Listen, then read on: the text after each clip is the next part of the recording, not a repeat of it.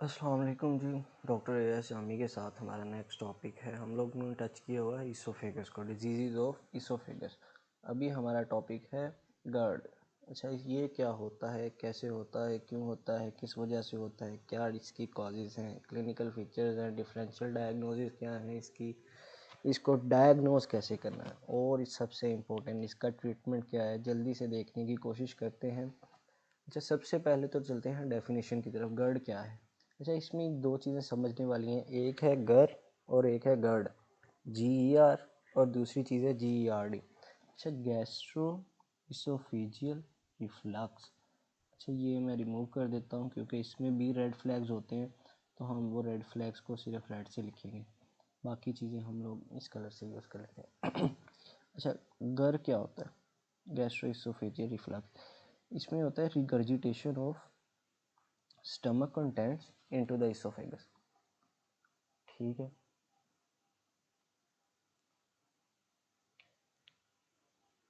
Into oesophagus. अब गर्ड क्या होगा? यही रिफ्लक्स, अगर यही रिगर्जिटेशन या ये रिफ्लक्स डिजीज़ बन जाए और ट्रबलसम सिम्टम्स कॉज कर दे, ठीक है, तो इसे हम कहेंगे गर्ड, डिजीज़ कहेंगे। ये GERD is a condition in which reflux causes troublesome symptom. जिसके अंदर सिम्टम्स क्या होंगे वो हम आगे डिस्कस करते हैं कि कौन से सिम्टम्स होंगे। पहले देख लेते हैं कॉज क्या है इसकी, इसकी इटियोलॉजी डिस्कस कर लेते हैं हम लोग क्या है। अच्छा, पहली चीज़ तो समझने के लिए ये है कि गैस्ट्रो इसोफेजियल जंक्शन होता है एक। ड्रा कर लेते हैं, ये रहा, ठीक है, ये आ गया स्टमक। ये इस वीडियो में अच्छा नहीं बना, रिमूव करना पड़ेगा।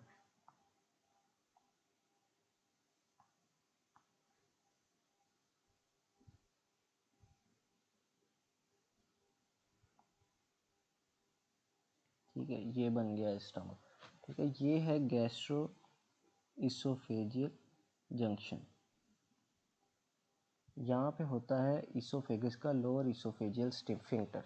ठीक है, अब होता क्या है इसके अंदर, आप लोग वैसे ही सुन लें कि या तो इस स्फिंक्टर की टोन कम हो गई है, ठीक है, टोन कम हो गई है। किस वजह से कम हो गई है? पेशेंट नाइट्रोग्लिसरीन ले रहा है, हार्ट पेशेंट है, ठीक है, एनजी ले रहा है, या पेशेंट ले रहा है कफ़ीन, एक्सेसिव कफ़ीन, ठीक है, तो पेशेंट को जनाब जी हो सकती है ये। उसके अलावा दूसरी कॉज ये है कि गैस्ट्रिक कंटेंट्स, ये जो गैस्ट्रिक प्रेशर है ना, कंटेंट्स कह दिया मेरे मुंह से निकल गया, गैस्ट्रिक, ये जो गैस्ट्रिक प्रेशर है ना, ये इंक्रीज़ हो गया बहुत ज़्यादा, ठीक है, उस वजह से भी पेशेंट प्रेजेंट कर सकता है। जैसे प्रेगनेंसी के अंदर प्रेशर, ये प्रेशर इंक्रीज़ हो गया, गैस्ट्रिक प्रेशर इंक्रीज़ हो गया मैकेनिज्म का, तो इस वजह से भी ये हो सकता है गर्ड। ठीक है, एक तो ये टोन कम हो गई, दूसरा गैस्ट्रिक प्रेशर इंक्रीज़ हो गया, तीसरा ये हो गया कि ये जो ईसोफेगस है ना, ईसोफेगस, इसकी जो एसिड क्लियर करने की एबिलिटी है ना, वो कम हो गई है। एसिड क्लियरेंस एबिलिटी कम हो गई है। अब इस वजह से ना, क्यों कम हुई है? आपके ओरल कैविटी में आपकी टंग स्लाइवा प्रोड्यूस नहीं, आपके जो सबलिंगुअल ग्लैंड्स हैं, पैरोटिड और ये अदर ग्लैंड्स मिलके ये जो स्लाइवा प्रोड्यूस नहीं कर रहे, उस वजह से, या आप स्मोकिंग कर रहे हो, या पेरिस्टालसिस कम हो गई है, इस वजह से एसिड क्लियरेंस कम हो गई है, तो भी जनाब जी आपको ये गर्ड हो सकता है। इसकी 3 काजेज हैं, ठीक है, जो मैंने यहाँ पे आपको डिस्कस कर दी है, लिखी नहीं है, यहाँ पे लिख देते हैं यार। लोअर इसोफेजियल टोन कम हो गई है, पहली चीज़। दूसरी चीज़, गैस्ट्रिक प्रेशर इंक्रीज़ हो गया। अच्छा, FCPS में कुछ प्रोफेसर आ जाते हैं जो कहते हैं ड्रा करके दिखाएं। हमारे प्रोफेसर थे ना, उन्होंने मुझे शॉर्ट केस का वाइवा, बल्कि लॉन्ग केस का मेरा वाइवा था उनके पास, उन्होंने कहा मुझे ड्रा करके दिखाओ कौन सा सिस्टम इन्वॉल्व है। मैंने पूरी GI ट्रैक ड्रा की उन्हें, और फिर उन्हें मैंने बताया कि इस जगह पे था मसला। अभी मुझे याद नहीं आ रहा कि कौन सा केस था वो, कौन सा नहीं। तो वो मुझे ज़ोलिंगर एलिसन सिंड्रोम की तरफ लेके चले गए थे, फिर वो मेरा वाइवा उस पर लेने लग गए थे। अच्छा, और तीसरा क्या है, ईसोफेजियल एसिड सिक्रीशन कम हो गई है, क्लियरेंस, एसिड क्लियरेंस कम हो गई है। अच्छा, अब ये हो गई एटियोलॉजी हमने पढ़ ली है। इसके बाद हमने देखना है कि रिस्क फैक्टर्स क्या हैं। अब कौन कौन से लोग यहाँ पे सुन लें, ठीक है, मेरे जैसे लोग सुन लें कि कैसे लोग इस चीज़ का शिकार हो सकते हैं। पहली चीज़ स्मोकिंग, भाई मैं नहीं करता, ये मुझे एलर्जी है इस चीज़ से। दूसरे कैफ़ीन इनटेक करने वाले, ठीक है, ये जिम वगैरह जो जाते हैं। अल्कोहल कंजम्पशन करने वाले, ठीक है, यूनिवर्सिटी स्टूडेंट्स, कायदे आज़म यूनिवर्सिटी के स्टूडेंट। स्ट्रेस लेने वाले मेडिकल स्टूडेंट्स। ओबीस या ओबेसिटी वाले, ओवरवेट में भी आ जाते हैं ये मेरे जैसे। प्रेगनेंसी के अंदर इंक्रीज गैस्ट्रिक प्रेशर, ठीक है। स्क्लेरोडर्मा। अच्छा, एक ऐसी ना ऐसी चीज़ लिखी होती है मेरे नोट्स के अंदर जो मुझे खुद परेशान कर देती है कि मैंने क्यों लिख दिया ये, जो मुझे फिल वक्त याद नहीं आ रही होती। और स्लाइडिंग हाइटल हर्निया, सर्जरी सीरीज़ के अंदर हर्निया इसको करेंगे।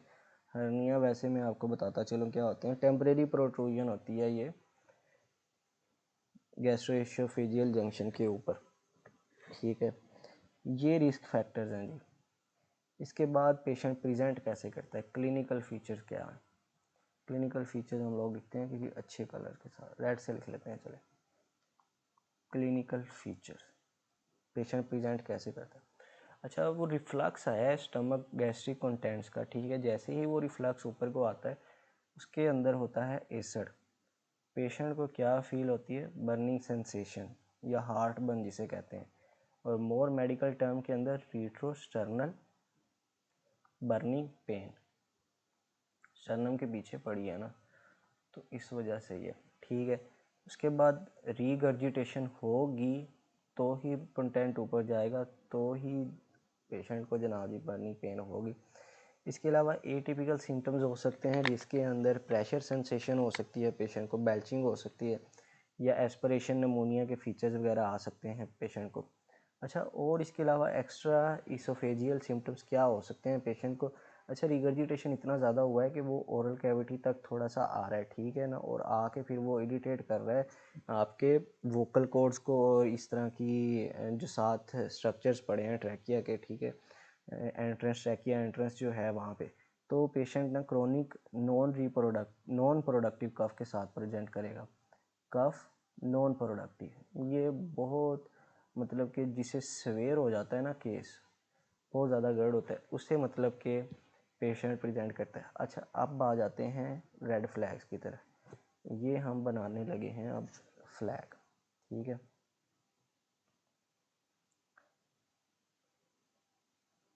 अच्छा, जब से स्टैटिक चार्ज की वीडियो देखी है ना, तो ये स्टैटिक चार्ज इतना ज़्यादा कॉमन हो गया, अभी मेरे हैंड में स्टैटिक चार्ज आ जाता है, तो इस वजह से स्टाइलिस काम छोड़ देता है।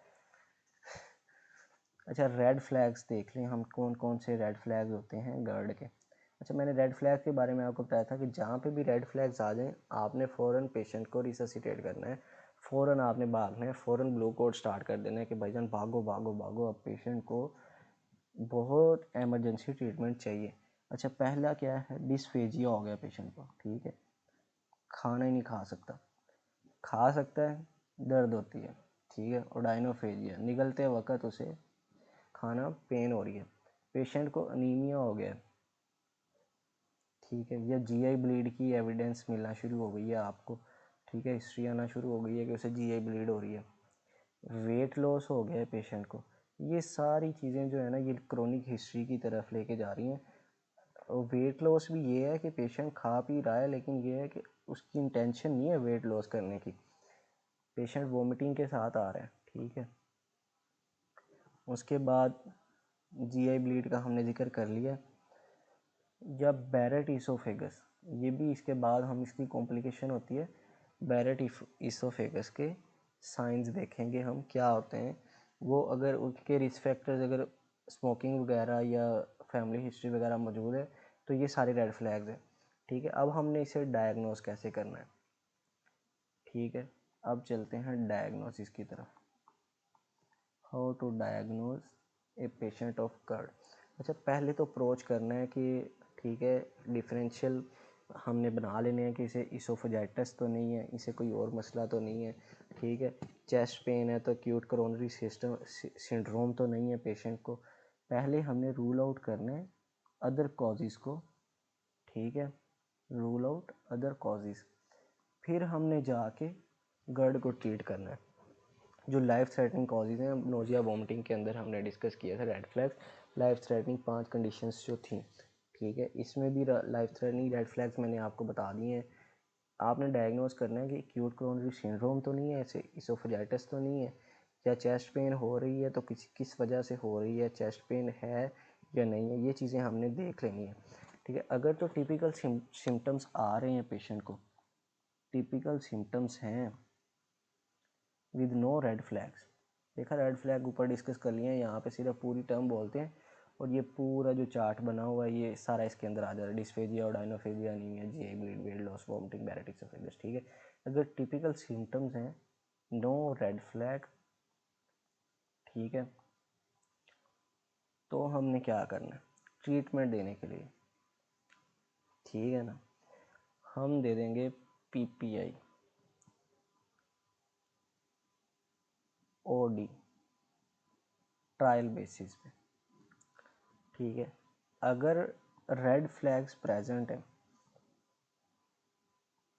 ये कुछ मेडिसिन ऐसी होती हैं जो हम ड्रग्स कुछ ऐसी होती हैं जो हम डायग्नोस्टिक पर्पस के लिए देते हैं, जैसे ये अभी हमने ट्रायल बेसिस पे पीपीआई दिया है, ये डायग्नोस करने के लिए कि इसके अंदर कोई रेड फ्लैग नहीं है, क्या ये प्योरली एक GERD पेशेंट है, तो इसलिए हमने इसे पीपीआई दिया है, ठीक है।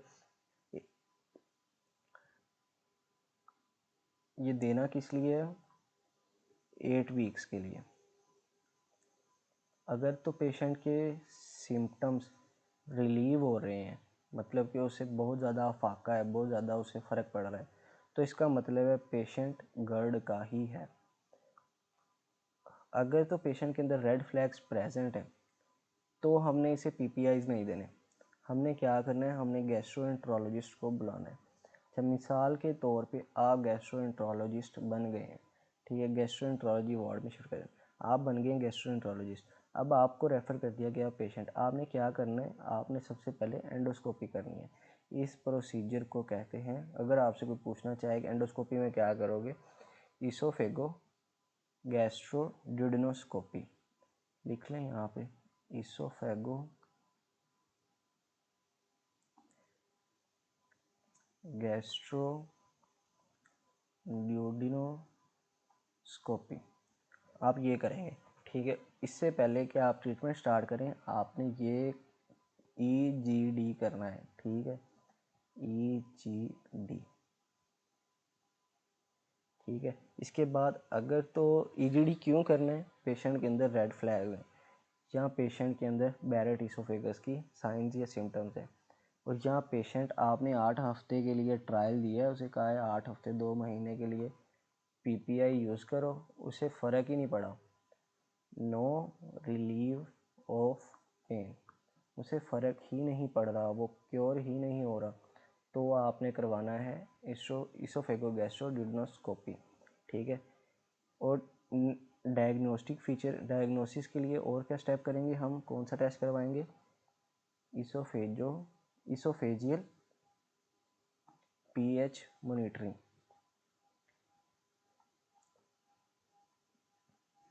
ठीक है। ये रूटीन टेस्ट नहीं है, पाकिस्तान में मैंने नहीं देखा कि कोई, मतलब कि मेरा इतना एक्सपोजर भी नहीं है, मैंने अभी देखा भी नहीं है कि कोई इतना ज़्यादा करवा रहा हो। अच्छा, अब ट्रीटमेंट की तरफ चलते हैं।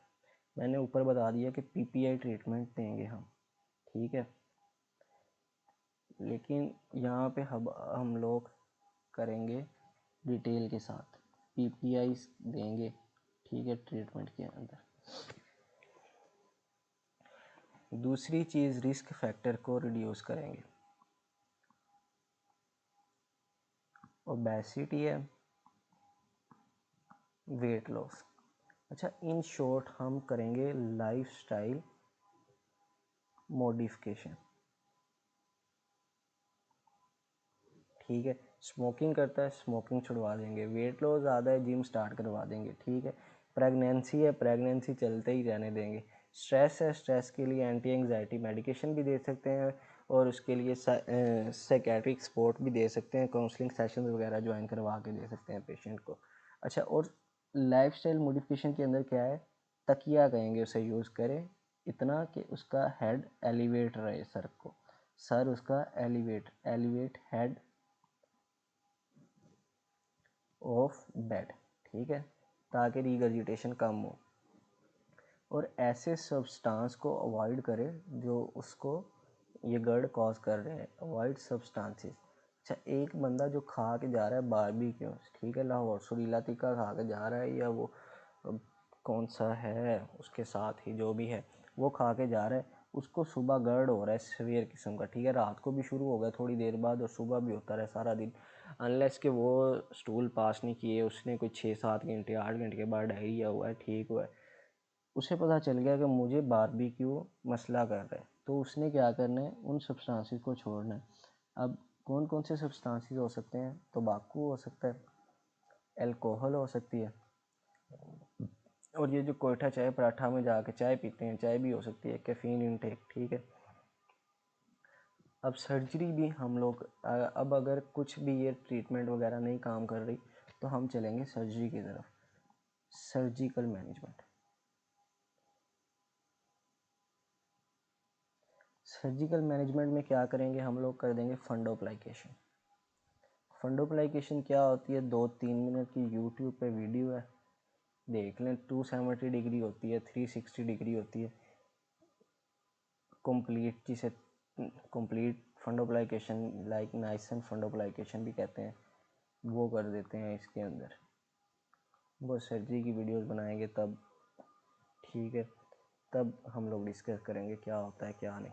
अच्छा, अब कॉम्प्लिकेशन क्या हो सकती है इसकी, जो मोस्ट इम्पोर्टेंट एक और टॉपिक है ना जिसको हमने डिस्कस टच करना है, वो है इसकी कॉम्प्लिकेशन, ठीक है। अब कॉम्प्लिकेशंस क्या हो सकती हैं,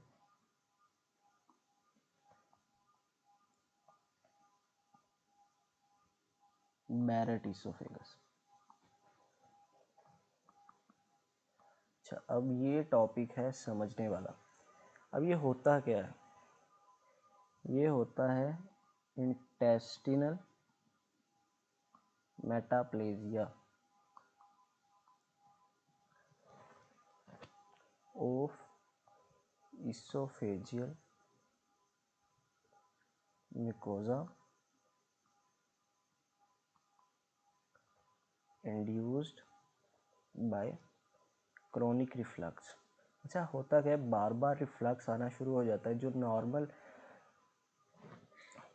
नॉर्मल जो एपिथेलियम होती है ना, वो उसकी चेंज होना शुरू हो जाती है, वो उसका मेटाप्लेजिया होना शुरू हो जाता है, ठीक है।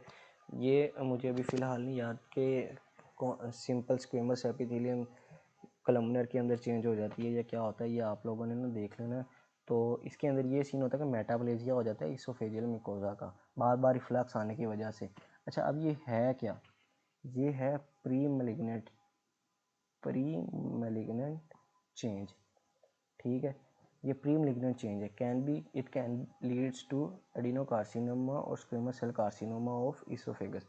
इसकी रिस्क फैक्टर्स क्या हैं, ऊपर हमने डिस्कस किया था ना कि रिस्क फैक्टर्स हों बैरेट इसोफेगस के, तो हमने इसोफेगो गैस्ट्रोडिडोनोस्कोपी या एंडोस्कोपी करवानी है। इसके रिस्क फैक्टर कौन कौन से हैं, एक तो मेल है, लो जी, इसका कसूर ये है कि ये मर्द है, ठीक है। और दूसरी बात, ये पाकिस्तान से गया है यूरोप, नहीं ये बात नहीं है, ये यूरोपियन डिसेंट का ही बंदा है, ठीक है।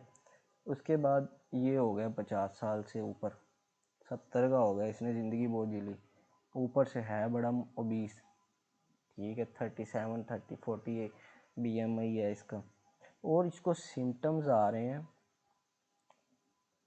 7 साल से, 8 साल से, मोर देन 5 ईयर्स या 5 ईयर्स से। अच्छा, इसकी पैथोफिजियोलॉजी पे हम लोग अभी डिस्कस करते हैं। मैं आप लोगों को बता देता हूँ कि होता क्या है। ऊपर मैंने कह दिया है कि वो नहीं होता, मेरे नोट्स में लिखा हुआ है, तो मैंने अभी नज़र दौड़ाई है तो मुझे याद आ गया, ठीक है। ये हुआ रिफ्लक्स इसोफेजाइटिस, ठीक है। उसने क्या किया है, उसने स्टमक एसिड को लेके इसोफेगस में डाल दिया। उस स्टमक एसिड ने इसोफेगस की जो म्यूकोजा है ना उसको डैमेज कर दिया। Mucosa of distal oesophagus. आगे जा सकते हैं, चलेंगे। अच्छा, इसने आगे क्या करना है? इसने आगे क्या करना है? जो नॉर्मल एपिथेलियम होती है ना, डिस्टल एपिथेलियम ऑफ इसोफेगस, वो होती है नॉन कैराटिनाइज्ड स्क्वेमस एपिथेलियम। सही मुझे याद था तकरीबन। नॉन कैराटिनाइज्ड स्क्वेमस एपिथेलियम होती है, उसको इसने रिप्लेस कर देना है नॉन सिलिएटेड। अच्छा, अब सिलियाज नहीं है ना तो मूवमेंट नहीं होगी म्यूकस की, ठीक है। नॉन सिलिएटेड कलमनर एपिथेलियम के अंदर, ठीक याद था मुझे, अल्हम्दुलिल्लाह, ठीक है। और गोबलेट सेल्स, ये बेचारे भी रगड़े जाएंगे। अच्छा, अब मेरे से सुन लें कि होता क्या है। जैसे ही रिफ्लक्स इसोफेजाइटिस होता है ना, रिफ्लक्स होता जा रहा है पेशेंट को बार बार, ठीक है। उसने क्या करना है, उसने इन्फेक्शन कर देना है लोअर या डिस्टल इसोफेगस का। उस डिस्टल इसोफेगस ने का इन्फेक्शन हुआ है या इन्फ्लेमेशन हुई है, तो वो क्यों हुई है? क्योंकि गैस्ट्रिक कंटेंट्स या गैस्ट्रिक एसिड ने ऊपर जाना है, रिफ्लक्स हो रहा है बार बार, उसने म्यूकोजा को डैमेज किया है डिस्टल इसोफेगस का। उस म्यूकोजा को डैमेज होते होते इतना टाइम हो गया कि अब वो जो नॉर्मल एपिथेलियम थी ना, नॉन कैराटिनाइज्ड स्ट्रेटिफाइड स्क्वेमस एपिथेलियम, जो नॉर्मल है, नॉन कैराटिनाइज्ड स्ट्रेटिफाइड स्क्वेमस एपिथेलियम, अब वो चेंज होना शुरू हो गई है, रिप्लेस होना शुरू हो गई है नॉन सिलिएटेड कलमनर एपिथेलियम के अंदर और गोबलेट्स, ठीक है ना, और गोबलेट सेल्स के साथ के अंदर, ठीक है ना। अब ये काम हो गया, इसके बाद क्या कॉम्प्लिकेशन होगी? ये प्री मैलिग्नेंट कंडीशन है, ये पड़ी रही है, पेशेंट ने ट्रीटमेंट ही नहीं करवाई है, आपने एंडोस्कोपी की है, एंडोस्कोपी में आपको क्या मिला? आपको मिल गया एडिनोकार्सिनोमा। ये कॉम्प्लिकेशन कॉज कर देता है बैरेट इसोफेगस, एडिनोकार्सिनोमा। समझ आ गया, जिसे कहते हैं हम लोग इसोफेजियल कैंसर। इसका ट्रीटमेंट क्या है? ये हम लोग ट्रीटमेंट तो नहीं कर रहे हैं, हम लोग सिर्फ बताएंगे कि इसको डायग्नोस कैसे करना है। इसकी करेंगे एंडोस्कोपी, ठीक है, वही ईजीडी करेंगे हम लोग। लेकिन इस वक्त हम लेंगे साथ बायोप्सी के लिए म्यूकोजा, ठीक है। कट करेंगे, कितना म्यूकोजा कट करेंगे? 2 सेंटीमीटर म्यूकोजा, 4 जगह से, 4 प्लेसेस से हम लोग म्यूकोजा लेंगे और साथ भेज देंगे उसे हिस्टोपैथोलॉजिस्ट के पास। वो डायग्नोस करेगा कि भाई कौन सा है, एडिनोकार्सिनोमा है या स्क्वेमस सेल है। वैसे मोस्टली ये होता ही है कि एडिनोकार्सिनोमा होता है। अच्छा, अब हमने लेना कौन सा पार्ट है? हमने वो पार्ट लेना है जो साल्मन कलर है, ठीक है ना। अब आपको पता होना चाहिए कि साल्मन का कलर कैसा होता है, ठीक है। साल्मन कलर म्यूकोजा, आपने वो सैंपल लेना है जहाँ पे कलर चेंज हुआ है, साल्मन कलर का म्यूकोजा लेना है, ठीक है। एंडोस्कोपी एग्जामिनेशन कर लिया है बैरेट इसोफेगस के लिए।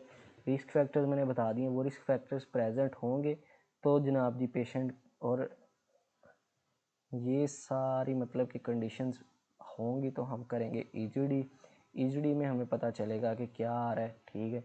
उसके अंदर देखेंगे, हमने लेनी है सैंपल, और सैंपल लेके हम लोगों ने सेंड कर देनी है हिस्टोपैथोलॉजिस्ट को।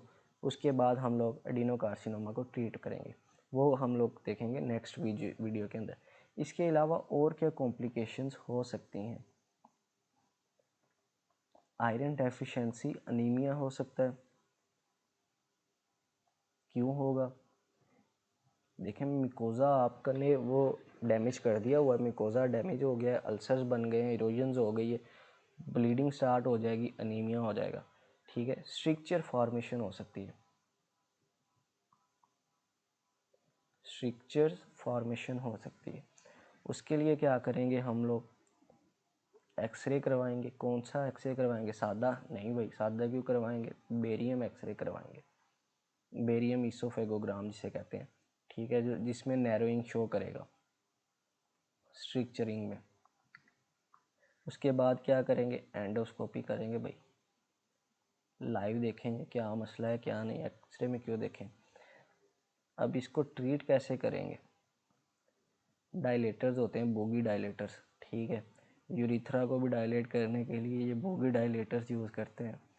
हमारे जो थे यूरोलॉजी के प्रोफेसर, उन्होंने बड़े मज़े से हमें पढ़ाया था डायलेटर, बोगी डायलेटर्स। और बच्चे देख के आंखें खोल रहे थे, सर कह रहे थे कि ये इतने बड़े बड़े देख के परेशान हो कि ये किस तरह डायलेट करेंगे, या बलून डायलेटर्स होते हैं। तो फिर सर ने हमें सारा समझाया था कि किस तरह करते हैं। अच्छा, और इसके अलावा कॉम्प्लिकेशन क्या हो सकती है, इसोफेजियल रिंग्स बन सकते हैं,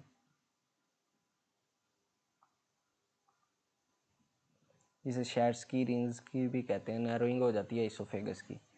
अच्छा, अगर तो एस्पायरेशन हो रही है ना, तो पेशेंट को एस्पायरेशन निमोनिया के चांसेस हैं, ठीक है। Aspiration can leads to aspiration pneumonia, बहुत सीवियर कफ होती है पेशेंट को, ठीक है। और इसके अलावा अगर ओरल कैविटी के अंदर आ रहा है तो patient can be have reflux laryngitis, ठीक है। लेरिंग्स का इन्फेक्शन हो जाएगा, होर्सनेस के साथ आएगा पेशेंट। ये था जी हमारा गर्ड। होता क्या है, गर्ड क्या होता है, गर्ड क्या होता है, कहाँ से शुरू की थी हमने, गैस्ट्रोइजोफेशियल जंक्शन। इटियोलॉजी क्या है, रिवाइज कर लेते हैं। जो लोअर इसोफेजियल टोन है वो कम हो जाती है, गैस्ट्रिक प्रेशर ज़्यादा होने की वजह से हो सकती है, या इसोफेजियल जो एसिड क्लियरेंस रेट है ना वो कम हो जाता है, ठीक है। रिस्क फैक्टर्स क्या हैं, स्मोकर है, कैफीन टेक है, अल्कोहल है, स्ट्रेस, ओबेसिटी है, प्रेगनेंसी है, स्लाइडिंग हाइटल हर्निया है। अच्छा जी, उसके बाद डायग्नोस कैसे करना है, हमने पेशेंट को देंगे 8 हफ्ते के लिए PPI, ठीक है।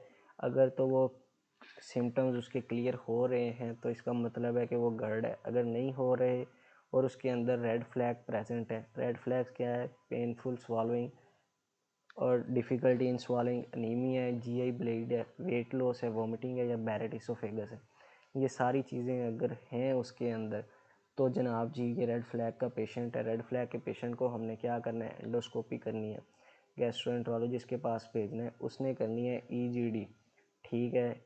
और हमने साथ EGD के बाद इसोफेजियल pH मॉनिटरिंग करते हैं। ये मुझे नहीं पता कि कैसे करते हैं, कौन सा ये वो चार्ट यूज़ करते हैं जो प्लेस कर देते हैं इसोफेगस के अंदर, जो टेस्ट वगैरह करता है, ठीक है। उसके बाद PPIs देते हैं, ओमेप्राजोल, इसोमेप्राजोल, ठीक है।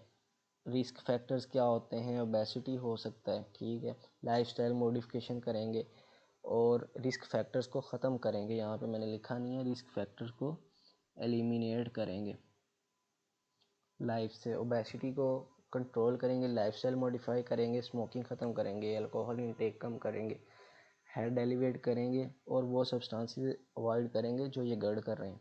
सर्जिकल मैनेजमेंट के अंदर फंडोप्लाइकेशन है।